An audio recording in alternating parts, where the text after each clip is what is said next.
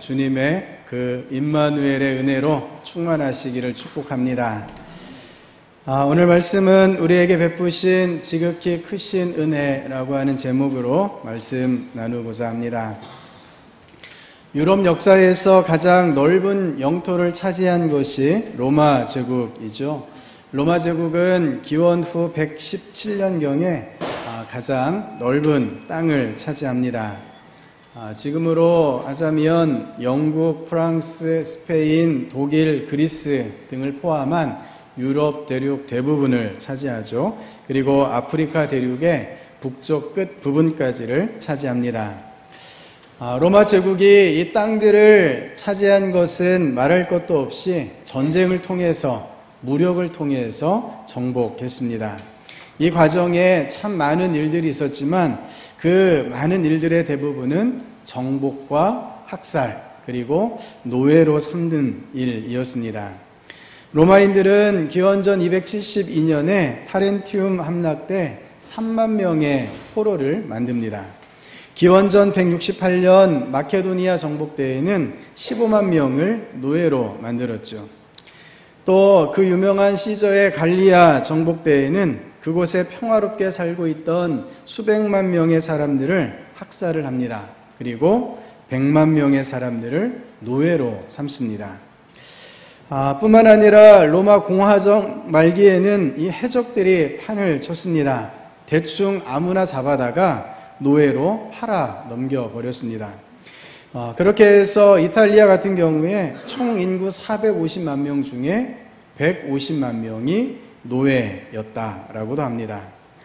세상에서 정복하는 것, 굴복시키는 것, 이것은 대단히 폭력적인 단어이죠. 무서운 단어입니다. 정복이라는 단어는 항상 항복 혹은 굴복이라는 단어와 짝을 이룹니다. 정복하는 나라가 있으면 정복당하는 나라가 있지요. 굴복하는 나라, 복종하는 나라가 있다는 것입니다.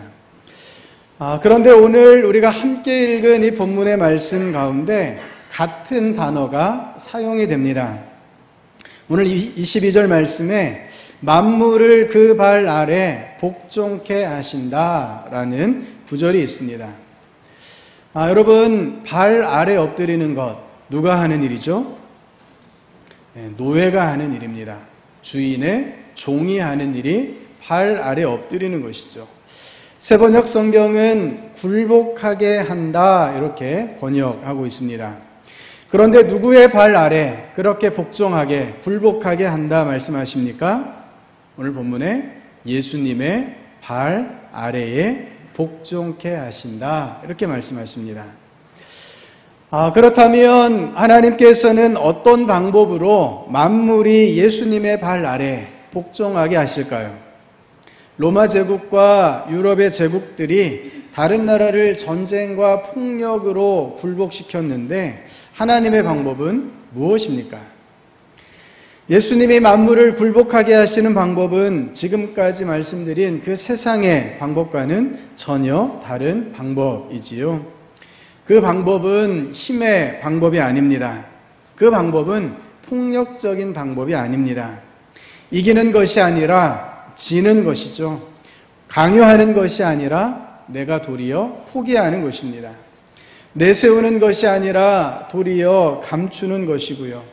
속이는 것이 아니라 속임을 당하는 것입니다. 세상 사람들은 모두 다 미련한 방법이라고 손가락질하지만 바로 그 미련한 방법으로 세상 모든 만물을 주님 발 앞에 굴복하게 하십니다. 여러분, 이 방법이 무엇입니까? 십자가의 미련한 방법입니다. 십자가는 이 세상 생각으로는 도저히 이해할 수 없는 방법입니다. 하지만 예수님의 십자가로 말미암아 우리에게는 놀라운 선물이 넘치게 된 줄로 믿습니다. 본문 20절에 이렇게 말씀하십니다. 그의 능력이 그리스도 안에서 역사하사 죽은 자들 가운데서 다시 살리시고 하늘에서 자기의 오른편에 앉으사. 아멘. 만물이 주님 앞에 복종하기 위해서 먼저 필요한 것이 예수 그리스도의 죽음이었다는 사실입니다. 이 사실은 참 아이러니합니다. 이 땅에서는 먼저 쓰러지는 자가 패배자이지요. 이 땅에서는 죽는다 하면 그것으로 모든 게 끝나버립니다. 더 이상 어떤 소망도 없게 되지요. 한번 결정적인 패배를 맛보고 나면 그것으로 끝일 뿐입니다. 그런데 주님 앞에 만물이 복종하기 위해서는 먼저 주님이 죽음을 경험해야 한다라는 사실입니다. 먼저 처절한 실패가 있어야 하고 처절한 고통이 있어야 한다는 말씀입니다. 성도 여러분, 그렇게 죽음의 자리에서 하나님께서 예수님을 일으켜 세워주신 줄로 믿습니다. 예수님께서 그렇게 죽은 자들 가운데서 일어나셨다는 것은 우리에게 참으로 큰 소망이 됩니다. 예수님이 죽은 자들 가운데 첫 열매가 되심으로 인해 우리 또한 죽음과 같은 상황, 아니 죽음이라는 상황에서 일어날 수 있게 되었기 때문에 그렇습니다. 어떤 처절한 실패 가운데에서도 절망하지 않을 이유가 오히려 그 실패가, 그 고통이, 그 죽음이 영광과 승리로 나아가기 위한 필수적인 과정이 되기 때문입니다. 어떤 자리에서도 우리를 구원하여 주신 이 귀한 은혜를, 주님의 죽으심을 잊지 않으시는 저와 여러분 될 수 있기를 바랍니다. 오늘 본문은 그렇게 예수님이 죽으심으로, 예수님의 십자가로 말미암아 우리가 얻게 된 수많은 선물들에 대해서 말씀해 주십니다. 무엇보다 우리가 십자가의 예수님을 통해 하나님을 알게 되었다라고 말씀해 주십니다. 17절에 이렇게 말씀하십니다. 우리 주 예수 그리스도의 하나님, 영광의 아버지께서 지혜와 계시의 영을 너희에게 주사 하나님을 알게 하시고. 아멘. 예수님의 십자가 죽음으로 말미암아서 우리는 비로소 하나님이 계심을 알게 되고 하나님께서 우리를 사랑하여 주심을 알고 믿게 되었다는 것입니다. 예수 그리스도를 통해, 그 십자가를 통해 또한 지혜와 계시의 영을 우리에게 주셔서 우리가 비로소 하나님을 알 수 있게 되었습니다. 도무지 어떤 방법으로도 알 수 없던 하나님의 존재를 깨달아 알고 믿게 된 것이지요. 트루먼 쇼라는 영화가 있습니다. 혹시 예전에 보셨는지 모르겠는데요. 트루먼 쇼란 24시간 생방송되는 몰래카메라 프로그램입니다. 작고 조용한 섬마을에서 세일즈맨으로 살아가는 트루먼이라는 인물의 24시간이 그대로 방송을 통해 전 세계에 생중계가 됩니다. 그가 먹는 거, 자는 거, 생활하는 모든 것들이, 직장생활 또 인간관계 등등 트루먼의 모든 것을 몰카로 계속해서 중계합니다. 시청자들은 트루먼이 태어났을 때부터 30이 가까운 지금까지 계속해서 몰카로 지켜보고 있습니다. 트루먼을 모르는 사람은 이 세상에 거의 없습니다. TV를 보는 사람이라면 누구나 다 알고 있지요. 하지만 정작 트루먼은 그 사실을 모릅니다. 트루먼의 친구나 트루먼과 결혼해서 사는 아내, 주변의 이웃들 모두가 사실은 배우들입니다. 트루먼이 사는 곳은 사실 스튜디오였습니다. 작고 조용한 섬 마을로 꾸며진 큰 운동장 같은 스튜디오입니다. 이렇게 꾸며진 스튜디오에서 트루먼이 태어나고 자라났습니다. 태어날 때부터 트루먼은 이 몰카 프로그램의 주인공이었습니다. 트루먼이 이 사방이 바다에 막혀있는 작은 섬에 살고 있었는데 이 섬 바깥으로 나갈 엄두를 내지 못합니다. 왜냐하면 어렸을 때 아버지가 물에 익사하는 바람에 그것이 트라우마가 되어서 이 트루먼은 멀리 갈 생각은 엄두를 내지 못하고 평범한 회사원으로 하루하루를 살아가고 있었습니다. 그러던 어느 날 트루먼은 자기의 이상형인 실비아라는 여자를 만나게 됩니다. 그런데 이 실비아가 아주 이상한 소리를 하지요. 모든 것이 가짜라는 이야기를 합니다. 트루먼을 둘러싸고 있는 모든 것이 다 가짜니까 이제 그만 정신 차리고 빠져나와라 라고 충고를 해줍니다. 트루먼은 그 소리가 도대체 무슨 소리인지 이해가 되지 않습니다. 이해해 보려고 해도 무슨 말인지 몰라서 하루하루를 보내던 중에 이 이상형이었던 실비아가 멀리 피지 섬으로 떠난다 하는 이야기를 듣습니다. 트루먼은 실비아를 찾으러 가려고 합니다. 하지만 방송국에서는 어떻게 해서든 그가 떠나는 걸 막아보려 하지요. 이 주인공이 피지 섬으로 간다는 이야기는 무엇입니까? 바다 건너 곧 스튜디오 바깥으로 나간다는 이야기이죠. 그러면 더 이상 트루먼 쇼라는 이 몰카 프로그램이 있을 수가 없습니다. 방송국 사람들은 바다에, 물론 이 바다는 스튜디오 안에 있는 인조 바다입니다. 하지만 어쨌든 이 바다에 파도를 치게 하고 태풍이 부는 것을 연출을 해서 물을 두려워하는 트루먼이 다시 돌아오도록 해보지만 결국 실패합니다. 트루먼은 바다의 끝에서 작은 문을 발견하고 그 문을 통해 바깥 세상으로 나오게 된다라고 하는 영화입니다. 여러분, 만약에 이 트루먼에게 실비아라는 여자가 없었으면 어떻게 되었을까요? 트루먼은 자신이 늙어 죽을 때까지 자신이 어떤 존재인지, 어떤 상태에 있는지, 또 어떻게 살아가고 있는지를 깨닫지 못했을 것입니다.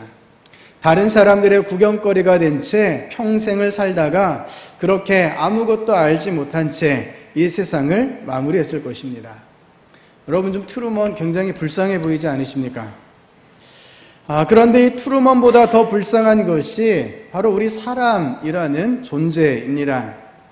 만일 예수님이 우리에게 오시지 않으셨다면 우리는 하나님을 알지 못했을 것입니다. 예수님께서 십자가를 지심을 통해서 우리의 죄를 용서해 주셨기에 우리의 영안이 열리게 되고 우리 마음 눈이 밝아짐으로 하나님을 알게 되었습니다. 만일 주님의 십자가가 없었더라면 우리는 오늘도 죄와 상처와 고통 가운데 있다가 죄의 심판을 받아 영원한 지옥에 가게 되는 끔찍한 운명 가운데 머물러 있었을 것입니다. 우리가 왜 사는지도 모르고 우리가 어디에서부터 왔는지도 모르고 무엇을 위해 사는지도 모른 채 살았을 것입니다. 그러나 십자가를 통해 우리는 하나님을 알게 되고 하나님의 사랑을 느끼게 되고 하나님의 구원을 알게 되었음을 믿음으로 고백하실 수 있기를 바랍니다. 또한 우리는 이 예수님의 십자가 사랑을 통해 하나님의 부르심의 소망이 무엇인지를 깨닫게 되었습니다. 18절 말씀입니다. 너희 마음의 눈을 밝히사 그의 부르심의 소망이 무엇이며 성도 안에서 그 기업의 영광의 풍성함이 무엇이며. 아멘. 성도 여러분, 하나님께서 여러분을 부르신 이유가 무엇이라고 생각이 되십니까? 하나님께서는 저와 여러분 가운데 소망 주시기를 원하시는 줄로 믿습니다. 성도가 얻게 되는 기업의 영광의 풍성함이 얼마나 큰지를 깨달아 알기를 우리 주님은 원하시고 계십니다. 하나님이 우리를 부르신 이유는 다른 데 있지 않습니다. 멸망으로 죽을 수밖에 없는 우리들 가운데 소망을 주시기 위함입니다. 놀라운 영광의 풍성함을 우리에게 허락해 주시기 위함이라는 사실입니다. 우리가 어렸을 때 누구나 한 번쯤 개미를 괴롭혀 본 기억이 있으실 것입니다. 개미가 먹이를 개미굴로 옮길 때 어떻게 옮깁니까? 한 줄로 길게 늘어서서 앞에 개미가 가는 대로만 뒤에 개미가 따라갑니다. 그걸 이렇게 내려다보고 있으면 얼마나 신기하고 재미있는지 모르겠습니다. 어떤 개미는 자기 머리만한 먹이를 물고 지나가고 어떤 개미는 자기 몸보다 훨씬 더 큰 먹이를 물고 지나갑니다. 그렇게 개미가 한 줄로 지어서 지나가는 것을 보다가 조금 시간이 지나면 무슨 짓을 합니까? 괜히 그 길을 흐트러 보고 싶어 합니다.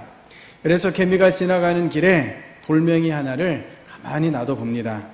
그러면 어느 순간 개미들이 흐트러졌다가 그 돌멩이를 옆으로 빙 돌아서 다시 길을 만드는 것을 보게 되죠. 그러면 그 다음에 또 어떻게 하죠? 어떤 아이는 막 물을 뿌립니다. 어떤 아이는 막대기로 그 길을 흐트러 놓습니다. 제 친구들 중에는 오줌을 싸는 아주 고약한 친구도 있었습니다. 그러면 아예 모든 개미들이 다 물을 못 건너게 되어서 그 줄이 끊기고 먹이 사냥이 멈추는 듯 싶습니다. 하지만 그 다음 날 다시 가보면 어떻게든 다시 길이 이어져 있는 것을 보게 되기도 하지요. 성도 여러분, 사람들은 땅 밑에 그 개미를 내려다보면서 어쩌면 묘한 희열감을 맛보고 있는지도 모르겠습니다. 아주 작은 곤충, 그 개미를 내 마음대로 할 수 있다라고 하는 그 개미보다 우월하다 해서 느끼는 어떤 감정이지요. 그런데 하나님과 우리 사람과의 관계는 어떨까요? 사람과 개미와의 이 관계와 비교할 수 없이 하나님과 사람의 관계는 그 간극이 너무나 큽니다.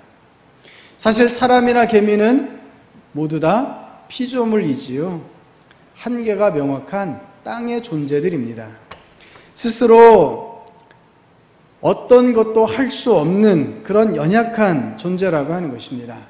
그저 조금 크고 조금 작은 그 차이가 있을 뿐이지 사람과 개미는 피조물일 따름입니다. 반면에 하나님은 어떠십니까? 사람으로서는 가늠할 수 없는 분이 하나님이십니다. 결코 그 존재를 다 파악할 수 없지요. 피조물들을, 온 우주를 다 모아놓아도 하나님과 비교할 수 없다는 사실입니다. 바로 그 하나님께서 부르셔서 우리 가운데 소망을 주십니다. 영원한 구원의 소망입니다. 그 구원이 얼마나 놀라운 것인지, 그 기업의 풍성함이 무엇인지를 깨달아 알기를 원한다고 오늘 말씀은 우리에게 말씀해 주십니다. 성도 여러분, 상상할 수도 없고 이해할 수도 없는 하나님의 영광의 풍성함이 저와 여러분 가운데 주어진 줄로 믿습니다. 개미들은 사람들에게 어떠한 자비도 받지 못합니다. 하지만 하나님은 비교할 수 없이 작은 존재인 우리를 향해서 놀라운 은혜를 베풀어 주시는 줄로 믿습니다. 하나님께서 우리를 부르셨습니다. 우리를 사랑해 주시기 위해서 하나님이 우리를 부르셨습니다. 우리를 아껴주시기 위해서, 우리와 하나가 되기 원하셔서 하나님께서 우리를 부르셨습니다. 맨 처음 사람들을 창조하실 때에 하나님의 형상을 담아 정성스럽게 지어주셨던 그 사람을 십자가의 피로 다시 회복하셔서 하나님의 은혜로 충만하게 하시기 위해 저와 여러분을 불러주신 줄로 믿습니다. 십자가 사랑으로 우리에게 주신 이 풍성한 은혜를 믿음의 눈으로 바라볼 수 있는 저와 여러분 될 수 있기를 바랍니다. 이것이 오늘 본문이 전하는 십자가의 사랑을 통해 얻게 된 세 번째 축복이지요. 하나님께서는 우리에게 모든 것을 다 주시기로 작정하신 줄로 믿습니다. 아니, 이미 하나님께서는 우리에게 모든 것을 주셨습니다. 여러분, 이 세상을 누가 만드셨습니까? 하나님이 만드셨지요. 이 세상의 주인이 누구이십니까? 하나님이십니다. 우리는 예수님을 통해 하나님의 자녀가 되었습니다. 아버지가 사랑하는 자녀들에게 자신의 모든 것을 유산으로 상속해 주시는 것처럼 하나님께서는 우리에게 하늘의 유업을, 하늘의 기업을 맡겨주시는 줄로 믿습니다. 하지만 성도 여러분, 우리가 그것을 제대로 받지 못하고 제대로 누리지 못하는 이유가 무엇이겠습니까? 여전히 우리가 십자가의 은혜와 십자가의 방법을 깨닫지 못하기 때문에 그렇습니다. 십자가의 그 능력을 알지 못하니 그저 이 세상의 방법과 이 세상의 질서로 이 세상을 살아가려고 합니다. 여전히 내가 먹을 것, 내가 입을 것, 나 자신에 대해서만 관심을 가지면서 주님의 십자가를 바라보지 못하니 하나님의 그 풍성한 영광을 누리지 못한다는 사실입니다. 성도 여러분, 우리 주님은 우리를 위해 피를 흘리셨습니다. 십자가를 통해 굴욕을 받고, 십자가를 통해 고통을 받고, 십자가를 통해 모욕을 당하고, 십자가를 통해 모든 것을 빼앗기고, 십자가를 통해 철저히 패배자가 되었습니다. 그러나 이것이 바로 하나님의 능력인 줄로 믿습니다. 우리를 사랑하심으로 죽으신 예수님을 하나님께서 다시 살리셨습니다. 오늘 주님의 고난을 기억하는 우리가 주님의 죽으심처럼, 주님께서 십자가를 지신 것처럼 우리도 십자가를 바라보며 십자가를 지고 간다면 우리가 설령 다른 사람들을 위해 죽는다 하더라도 하나님께서 우리를 일으키셔서 하나님의 영광으로 채워주실 줄로 믿습니다. 성도 여러분, 하나님께서 우리에게 베풀어 주신 이 은혜를 계속 고백하며 나아가실 수 있기를 바랍니다. 그것이 바로 감사로서 표현되고 감사로서 고백되는 삶입니다. 놀라우신 하나님의 사랑과 은혜, 그 귀한 은혜, 그것을 세밀하게, 세세하게 하나하나 세어볼 수 있는 저와 여러분 될 수 있기를 바랍니다. 풀꽃이란 제목의 짧은 시가 있습니다. 자세히 보아야 예쁘다. 오래 보아야 사랑스럽다. 너도 그렇다. 예수님께서도 풀꽃에 대해서 말씀하신 적이 있으시죠? 들의 백합화를 보라. 그런 말씀을 하셨습니다. 예수님이 말씀하신 이 백합화는 우리가 흔히 말하는 백합화와는 다른 꽃입니다. 갈릴리 들판에 흐드러지게 피는 붉은색 아네모네를 가리키는데 말 그대로 들꽃, 풀꽃입니다. 이 들꽃 하나의 영광이 솔로몬의 모든 영광으로 입은 것보다 더 크다라고 주님께서 말씀해 주셨지요. 그러면서 말씀하시길 하나님의 자녀들에게 얼마나 더 큰 영광을 베풀어 주시고 더 큰 은혜를 베풀어 주시는지를 깨달으라고 말씀해 주십니다. 우리는 우리에게 베풀어 주신 이 십자가의 사랑과 하나님의 은총을 막연하게만 알아서는 안 됩니다. 풀꽃을 자세히 보아야 하는 것처럼 우리에게 베풀어 주신 은혜들을 하나하나 자세히 세세하게 그리고 오랫동안 볼 수 있어야 합니다. 그것들 하나하나 가운데 우리를 향한 하나님의 기업의 풍성함이 담겨 있고 십자가의 크신 사랑이 하나하나의 그 은혜 가운데, 감사의 제목 가운데 담겨 있다는 말씀입니다. 11월 한 달 동안 감사 노트를 우리가 한번 기록해 보고자 합니다. 하루하루 저와 여러분을 향해 베풀어 주시는 주님의 은혜를 고백하실 수 있기를 바랍니다. 구체적으로 하나씩 기록해 가다 보면 하나님께서 우리에게 베푸신 은혜가 얼마나 많은지, 얼마나 큰지를 마음 중심으로 고백할 수 있게 됩니다. 그저 막연하게 나를 도와주시는구나, 그 막연한 은혜의 고백이 아니라 우리의 삶 가운데 세밀하게, 세세하게 말씀해 주시고 역사해 주시는 그 은혜를 따라 하나님 앞에 나아갈 수 있는 저와 여러분 될 수 있기를 바랍니다. 그래서 11월 감사로 주님께 영광 올려드리며 하나님을 더 깊이 알아가며 하나님께서 부르신 그 소망의 풍성함을 더 깊이 깨달아 알아가는 주의 백성들 되시기를 바랍니다.